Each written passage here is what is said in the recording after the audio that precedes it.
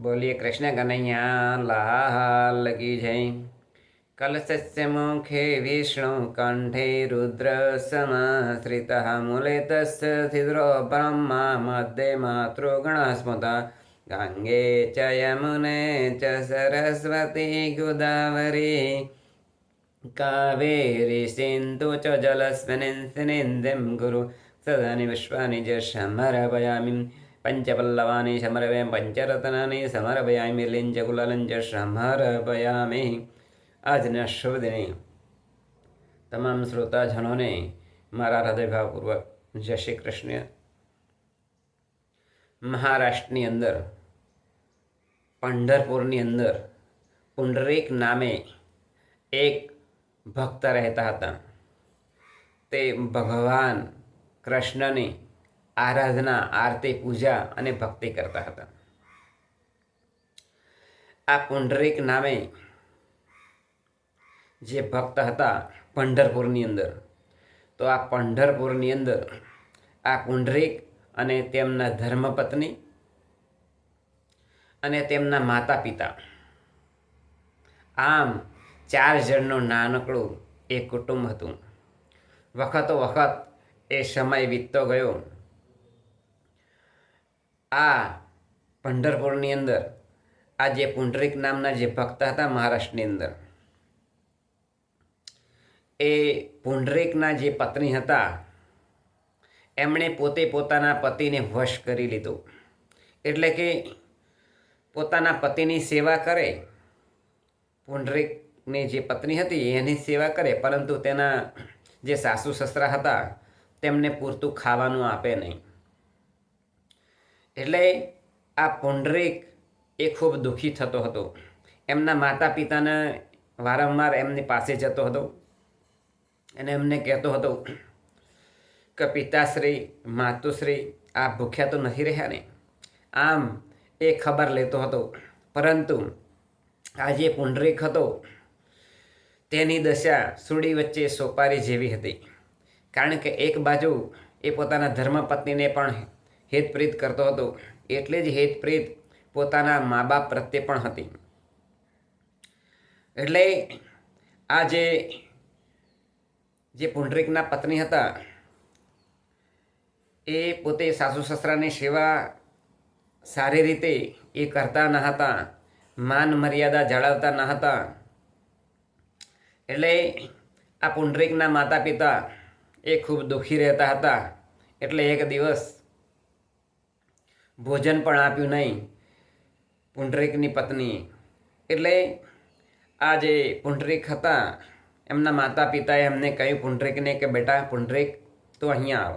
એમની પાસે બોલાવીને કહ્યું કે બેટા જો અમે આ ઘરની અંદર રહેતા નથી અને અમે એ કાશી જઈએ છીએ, ત્યાં અમે ભગવાનની ભક્તિ કરીશું અને ત્યાં અમે રહીશું અને ભગવાનનું નામ લઈશું। આમ કરી અને પુંડરીકના જે માતા પિતા હતા એ પોતે કાશી રહેવા માટે ગયા।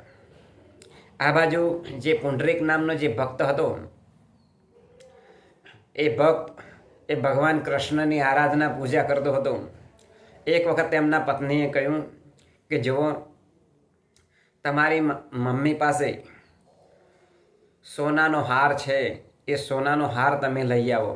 કારણ કે મેં એમને જોયો હતો જ્યારે એ બહાર કોઈ લગ્ન હોય અને ત્યાં જતા હોય તો પોતે એ ગળાની અંદર હાર પહેરીને જતા હતા। તો એ હાર તમે કાશી જઈને લઈ આવો। હવે આ જે પુંડરીક હતો એ પોતે પોતાના પત્નીના કહ્યા પ્રમાણે રહેતો હતો। એટલે આ પુંડરીક ભક્ત એ પોતે કાશી જાય છે। આખું કાશી ફરી અને તેમના માતા પિતા ક્યાં રહે છે તેની આ પુંડરીકે શોધ કરી। ત્યાર પછી રાત્રિ દરમિયાન મધ્યરાત્રિએ પોતાના માતા પિતા જ્યાં સૂતા હતા ત્યાં જઈ અને એમનો જે થેલો હતો એ થેલાની અંદરથી હાથ નાખી અને જોતો હતો। બોલે શું કે મારી મમ્મી પાસે સોનાનો હાર છે, મારી ધર્મપત્નીએ કહ્યું છે। એટલે એ થેલાની અંદર શોધવા લાગ્યા। તેવા સમયે ગંગાજી પ્રગટ થયા અને ગંગાજી પ્રગટ થયા એટલે એમનો કપડો મેલો હતો અને કહ્યું કે આ પુંડરીકને કે બેટા તો શું કરે છે? ત્યારે આ પુંડરીક એ એકદમ ભોઠો પડી ગયો અને શરમાઈ ગયો. અને પછી એ તો એ જેમ એમના માતા પિતા સૂતા હતા એમના થેલાની અંદરથી કંઈ સોનાનો હાર મળ્યો નહીં, પણ એ તો બહાર નીકળીને ચાલવા લાગ્યો. તેવા સમયે પાછા ગંગાજી એ શુદ્ધ શ્વેત વસ્ત્રની અંદર, સ્વચ્છ વસ્ત્રની અંદર એ પ્રગટ થયા અને કહ્યું કે બેટા તું કોણ છે ને ક્યાં જાય છે? ત્યારે આ પુંડરીકે કહ્યું કે હું આ મારા માતા પિતા જે હાર લાવ્યા હતા અને મારી પત્નીએ કહ્યું કે એ સોનાનો હાર તમે લઈ આવો, એટલા માટે અહીં હું લેવા માટે આવ્યો હતો. એટલે આ પુંડરીકને જે પેલા ગંગાજી હતા એમણે કહ્યું કે તમારા જેવા નાલાયક દીકરા પાકે તો મા બાપની સેવા કરતા નથી અને મા બાપને દુઃખી કરે છે. એટલે આ પુંડરીકને ખૂબ લાગી આવ્યું અને પોતે વિચાર કરવા લાગ્યા અને પૂછ્યું કે આપ કોણ છો? કારણ કે તમે આવ્યા હતા તો તમારા ગંદા કપડાં હતા અને જ્યારે તમે આ ફરીથી બહાર આવી અને મને પૂછો છો તે વખતે તમારા શુદ્ધ અને સ્વચ્છ વસ્ત્રો છે, તો આપ કોણ છો? ત્યારે એ જે પ્રગટ થયેલા હતા ગંગાજી એ બોલ્યા કે જો બેટા, તારા જેવા નાલાયક દીકરા એ પોતે માતા પિતાની સેવા ના કરે અને માતાના પાસેથી એ સોનાનો હાર લેવાની ઈચ્છા રાખે તો એવા સમયે એવા નાલાયક દીકરાના મને દર્શન થાય તો હું ગંદી થઈ જાઉં છું, ગંગાજી કહે છે. અને જ્યારે હું આ બહાર નીકળીશું અને તમને દેખું છું ત્યારે તમે મને પૂછો છો ત્યારે હું સ્વચ્છ થઈ જાઉં છું. એટલે કે તમારા જેવા ભક્ત જ્યારે એ શુદ્ધ વિચાર કરે છે, ભગવાનની પૂજા કરે છે, તો તેમના દર્શનથી પણ એ ગંગાજી એ શુદ્ધ થઈ જતા હોય છે. અને જ્યારે પાપી હોય, પાપી દીકરા, અને જો મા બાપની સેવા ન કરતા હોય તો તેવા વખતે હું ગંદી થઈ જાઉં છું, આમ ગંગાજીએ કહ્યું. એટલે આ જે પુંડરીક નામના ભક્ત હતા એમણે હાથ જોડ્યા અને ગંગાજીના જે ચરણો હતા એમની અંદર એ મસ્તક નમાવી અને માફી માગીને બોલ્યા કે હે ગંગાજી, હવે પછી હું મારા મા બાપને મારા ઘરે લઈ જઈશ, એમની સારી રીતે સેવા કરીશ. ત્યાર પછી આ પુંડરીક નામના જે ભક્ત હતા એ પોતે પોતાના મા બાપને કાશીથી પોતાના ઘરે લઈ જાય છે પંઢરપુર, અને એમની આ જીવન ખૂબ સારી રીતે સેવા કરે છે. આમ એ પોતે એક વખત પોતાના માતા પિતાની પગચંપી કરતા હતા પુંડરીક. તેવા સમયે ભગવાન કૃષ્ણ અને રૂકમણીજી એ ફરવા માટે નીકળ્યા હતા. તેવા વખતે ચાલતા ચાલતા મહારાષ્ટ્રની અંદર જાય છે અને આ ભક્તનું જે આંગણું હોય છે પુંડરીકનું, ત્યાં બહાર ઊભા રહે છે અને પુંડરીકને બોલાવે છે. ત્યારે પુંડરીક કહે છે કે હું આ મારા માતા પિતાની સેવા કરું છું, માતા પિતાને પગચંપી કરું છું, પગ દબાવું છું. એ જ્યારે આરામ કરશે, ઊંઘી જશે, ત્યારે પછી હું બહાર આવીશ. અને પછી અંદરથી એક ઈંટ એ બહાર નાખીને ભગવાનને કહ્યું કે તમે આ ઈંટ ઉપર ઊભા રહો.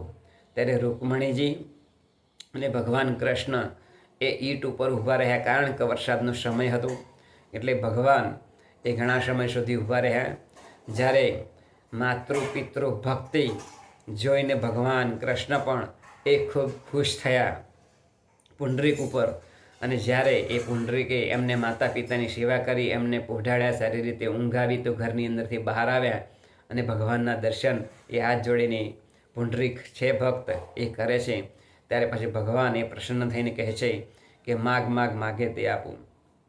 ત્યારે આ જે પુંડરીક જે છે એણે ભગવાન પાસે કહ્યું ભગવાનને કે તમે અખંડ અહીંના અહીં તમે રહો કે જેથી હું તમારા સતત હું દર્શન કરી શકું છું. ત્યારથી પંઢરપુરની અંદર ભગવાન કૃષ્ણ અને રૂકમણીજીનું ત્યાં એ અત્યારે પણ મહારાષ્ટ્રમાં એ મંદિર એ પંઢરપુરમાં આવેલું છે. માટે આપણે આવી રીતે આવા ભક્તના દર્શન કરીએ તો આપણા જીવનું કલ્યાણ થાય અને ભગવાનની ભક્તિ પણ એક આ પંઢરપુરની અંદર જે ભક્તે કરી છે એનાથી ભગવાન પણ ખુશ થયા છે. અને એમના આંગણાની અંદર પણ એમણે પુંડરીકના આંગણાની અંદર પણ ત્યાં અત્યારે પણ ત્યાં સ્થિત એ મંદિર આવેલું છું. આપણે ત્યાં દર્શન કરી અને આપણા જીવનને પણ એ ધન્ય બનાવી દઈએ. એ જ આજના શબ્દને પ્રાર્થના બોલીએ. કૃષ્ણ કનૈયા લાલ કી જય.